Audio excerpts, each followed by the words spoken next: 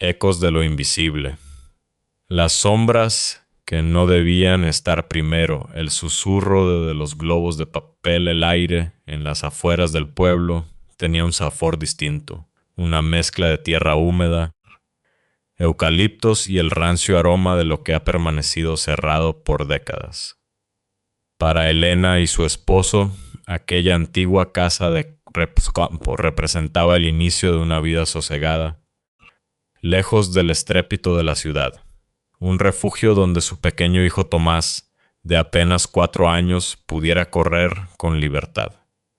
Sin embargo, las paredes de la casona, con su pintura desconchada y sus vigas de madera que crujían como huesos viejos bajo el peso de la noche, parecían guardar un secreto que no deseaba ser perturbado. Desde el primer día, hubo algo extraño en la arquitectura del segundo piso. Al final de un pasillo largo y estrecho, donde la luz del sol apenas lograba filtrarse, se encontraba una pequeña habitación. Su papel tapiz, devorado por la humedad y el tiempo, mostraba un diseño infantil de globos y estrellas que resultaba, paradójicamente, desolador. Tomás, con la intuición indescifrable de los niños, se sintió atraído por aquel rincón desde el momento en que cruzaron el umbral. ¿A dónde vas, Tomás?, preguntaba Elena cada mañana, viendo cómo el pequeño corría hacia el fondo del pasillo con una alegría que rozaba lo febril. A jugar con Tito y Lalo, respondía él, sin detenerse, con una sonrisa que le estiraba las mejillas de oreja a oreja. Al principio, los padres lo atribuyeron a la vibrante imaginación de la infancia. Amigos imaginarios, pensaron. Un mecanismo para lidiar con el cambio de hogar. Pero el ambiente en la casa comenzó a espesarse. No era solo el frío que se colaba por las rendijas, sino la sensación de que, al entrar en esa habitación, el tiempo se dilataba. Elena escuchaba risas ahogadas a través de la madera de la puerta, una risa que no pertenecía a su hijo. Era una carcajada ronca, asmática, que parecía brotar de gargantas secas desde hacía mucho tiempo. Las respuestas de Tomás se volvieron más perturbadoras a medida que pasaban las semanas. Ya no hablaba de juegos simples. Tito sabe hacer globos con forma de cabezas humanas, le dijo una tarde mientras merendaba. Su mirada, antes chispeante, parecía ahora nublada por una sabiduría oscura. Lalo dice que puede caminar por el techo, pero que solo lo hace cuando los adultos no miran. Dicen que papá es muy mandón y que no les cae bien. Un escalofrío recorrió la columna de Elena. El aire de la cocina pareció enfriarse de golpe. Esa noche, el silencio de la casa fue interrumpido por un crujido metálico proveniente del cuarto del fondo. Aprovechando que Tomás dormía profundamente, Elena, armada con una linterna y el corazón martillando contra sus costillas, decidió entrar. La habitación olía a polvo y a algo dulce, como algodón de azúcar podrido.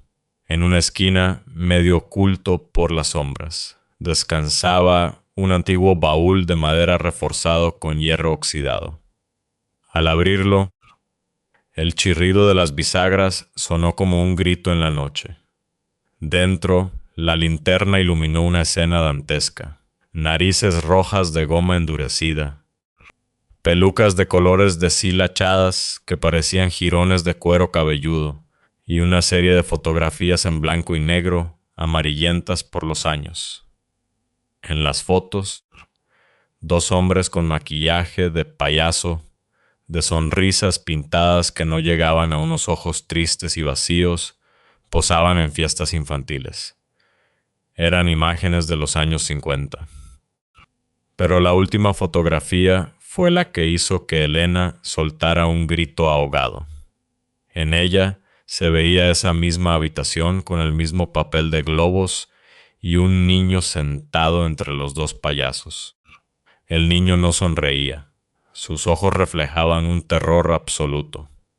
Al dorso, una caligrafía temblorosa rezaba: «Última fiesta antes del incendio». No sobrevivieron los animadores. El pánico se apoderó de ella. Cerró el baúl de un golpe, el estruendo resonando en toda la casa, y corrió hacia su marido. Esa misma noche decidieron que Tomás no volvería a entrar allí. Cerraron la puerta con llave y ocultaron el metal en el cajón de la mesita de noche. El niño lloró, pataleó y gritó nombres que no deberían haber tenido eco en este siglo, hasta que finalmente el agotamiento lo venció. A la mañana siguiente, el horror alcanzó su punto álgido. El esposo de Elena la despertó a sacudidas, con el rostro pálido y los ojos desencajados. Elena. Tomás no está en su cama. La búsqueda fue frenética. Recorrieron la sala, la cocina, el sótano, gritando el nombre del niño con una desesperación que desgarraba el alma. Subieron al segundo piso. Al llegar al final del pasillo, el corazón de Elena se detuvo. Desde el interior de la habitación cerrada con llave, se escuchaba un murmullo. Era Tomás, hablando en voz baja, como si compartiera un secreto con alguien sentado a su lado.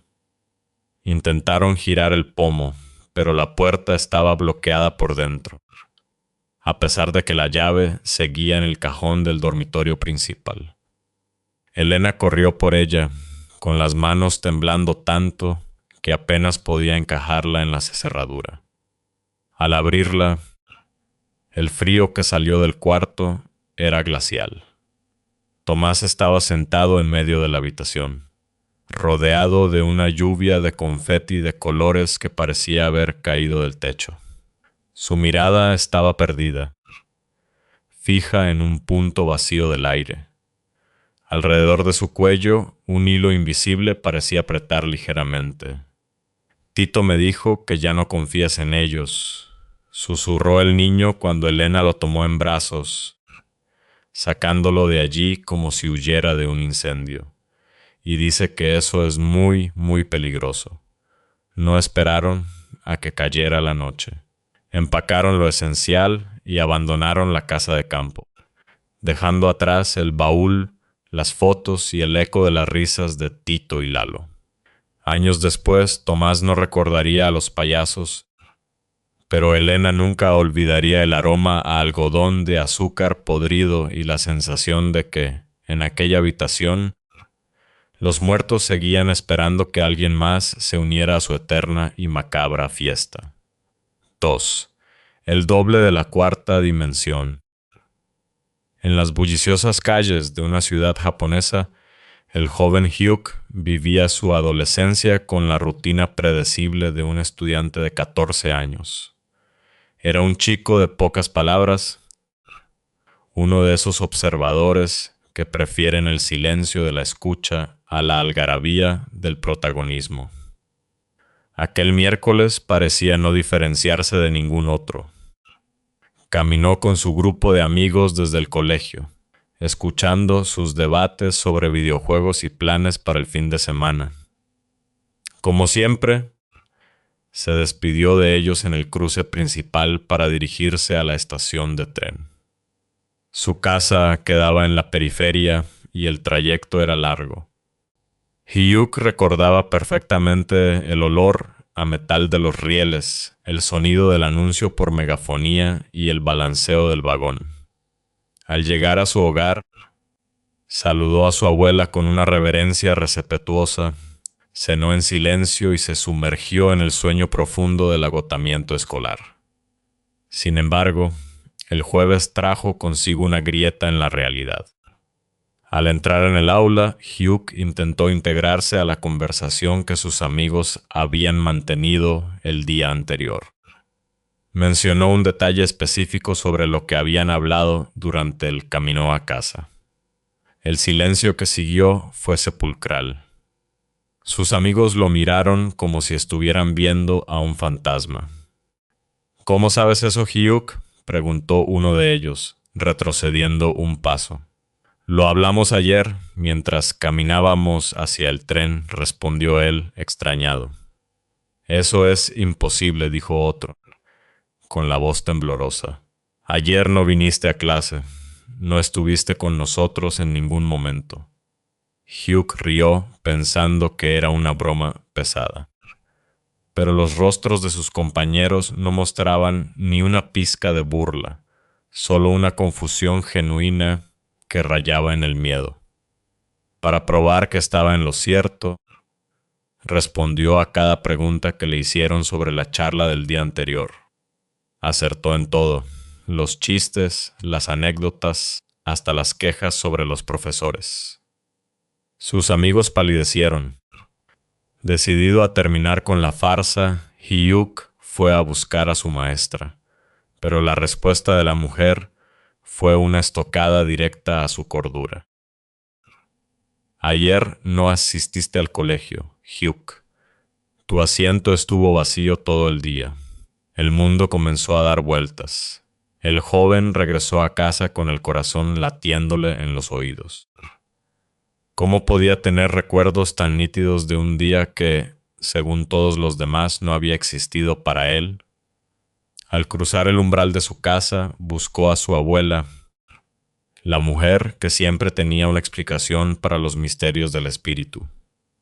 «Abuela, ¿me viste llegar ayer del colegio?», preguntó con la voz quebrada. La anciana lo miró con una mezcla de tristeza y preocupación. Dejó su té sobre la mesa y suspiró profundamente. «Ayer estuviste muy raro, hijo. No saliste de tu habitación en todo el día. Pensé que estabas estudiando demasiado, pero cuando salías por un vaso de agua y me mirabas. No eras tú. Tu mirada estaba vacía, como si fuera un cascarón sin alma. Me asusté tanto que no me atreví a hablarte». Hugh sintió que el suelo desaparecía bajo sus pies, pero entonces recordó algo. Metió la mano en el bolsillo de su pantalón y sacó su tarjeta de transporte. Con dedos temblorosos revisó el registro de pagos en su teléfono móvil. Allí, en la pantalla digital, estaba la prueba irrefutable. Un pasaje de tren comprado a las 3:06 p.m. del día anterior, con un costo de 3,03 yenes. El registro físico confirmaba su vivencia, mientras que el mundo físico confirmaba su ausencia. Su abuela lo tomó de las manos. En la cultura japonesa, la frontera entre lo vivo y lo espiritual es tan delgada como el papel de arroz. «Existe una posibilidad», Hugh le susurró. «A veces un ser atrapado en la cuarta dimensión, un alma que no tiene cuerpo, encuentra una grieta. Durante un día, ese ser intercambió su lugar contigo. Él habitó tu cuerpo aquí en casa, mostrándome esa mirada extraña, mientras tu verdadera esencia, tu espíritu, seguía cumpliendo con su rutina en el mundo exterior, viviendo un día fantasma que solo tú puedes recordar». Hugh miró el recibo del tren una vez más. Aquel trozo de papel era el único puente entre la realidad que todos conocían y la dimensión en la que su alma había vagado sola, cumpliendo con un deber escolar, mientras su cuerpo era el anfitrión de una entidad desconocida. Desde aquel día, Hugh aprendió que la mirada es, en efecto, el espejo del alma y que a veces el reflejo que vemos en el espejo puede no ser el nuestro. Tres, el médico de las sombras agotadas. En las tierras altas de Colombia, el aire de la noche suele ser denso y cargado de una neblina que parece devorar la luz de las farolas.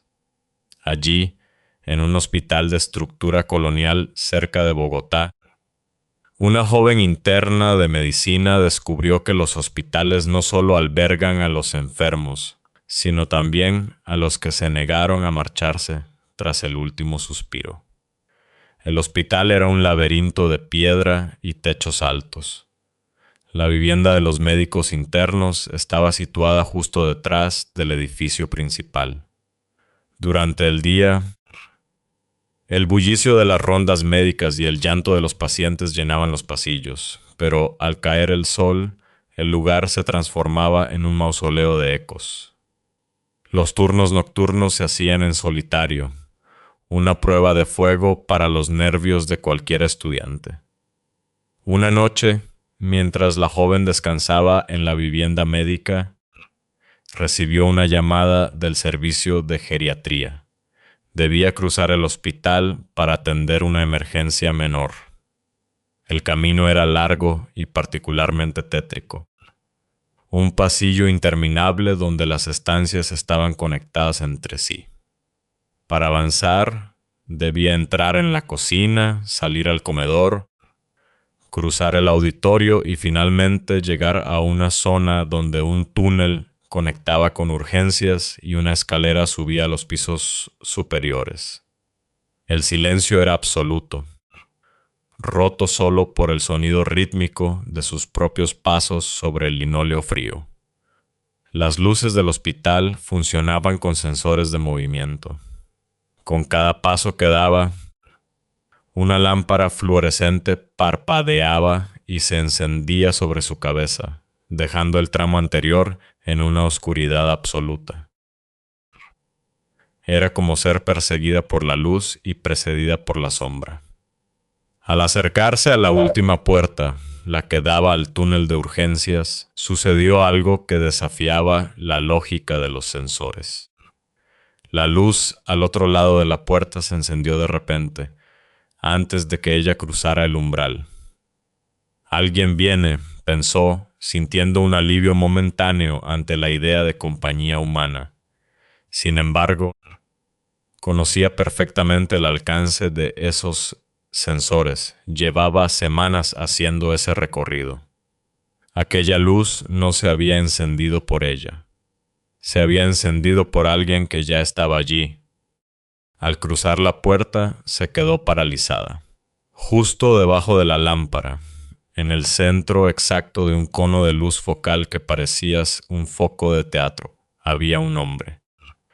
Llevaba una bata blanca cerrada hasta el cuello, con las manos hundidas profundamente en los bolsillos. Su cabello negro, lacio y descuidado, caía sobre su frente, ocultando parcialmente unos ojos rodeados por unas ojeras tan profundas y violáceas que parecían moretones. Su piel tenía la palidez de la cera. No se movía, no respiraba.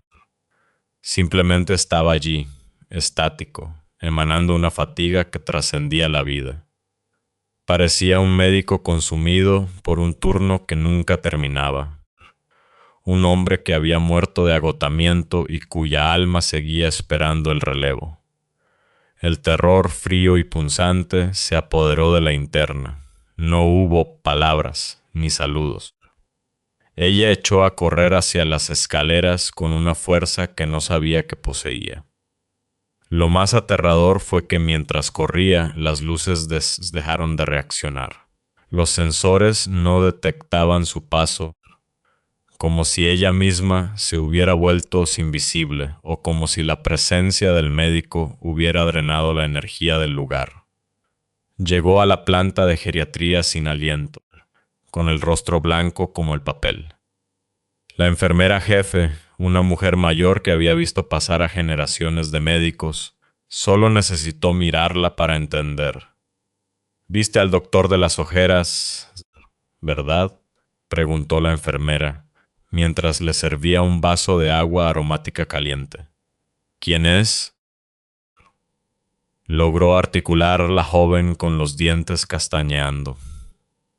«Es uno de los nuestros», respondió la mujer con una calma inquietante.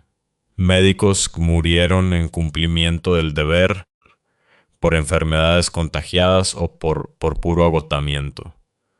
No saben que su turno ya terminó. Se quedan en los pasillos, bajo las luces, esperando a que alguien les diga que ya pueden irse a casa». Esa noche, la interna no fue la única en sentir el peso de lo sobrenatural. Otro compañero relató más tarde que, al cruzar ese mismo pasillo, comenzó a escuchar el sonido de campanas rítmicas. Cada vez que él aceleraba el paso, las campanas repicaban más rápido, siguiendo su ritmo cardíaco, como si un monaguillo invisible lo escoltara hacia el más allá. Desde aquel turno, los internos del hospital hicieron un pacto silencioso. Nadie volvería a caminar solo por los pasillos de conexión después de la medianoche. Porque en ese hospital antiguo, entre el olor a medicina y la humedad de los muros coloniales, los médicos muertos siguen haciendo sus rondas, atrapados en un ciclo eterno de guardias interminables, vigilando a los vivos desde el centro de un círculo de luz parpadeante.